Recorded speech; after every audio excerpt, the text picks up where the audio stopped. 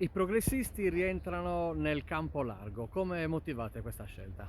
Noi abbiamo da sempre lavorato per l'unità, tant'è vero che continuiamo a discutere anche con Renato Suro e invitarlo a fare una lista insieme per le regionali.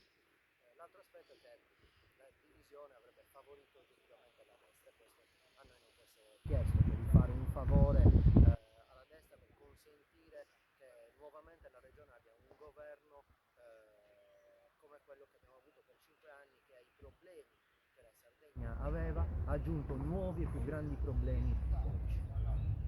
Nell'accordo con il centro-sinistra rientra anche un ragionamento sul comune di Cagliari? No, non abbiamo affrontato il tema perché, come abbiamo detto, sarebbe sembrato un'operazione di scambio e tant'è vero che abbiamo rilanciato anche quella delle prime. Volge al termine la consigliatura di Petruzzu. Come giudica questi anni di governo di centrodestra nel capoluogo? Il giudizio lo danno le cittadine e i cittadini, per quel che posso sentire, ascoltare, per le persone tante che mi fermano per strada, non c'è un livello di gradimento tale da dimostrare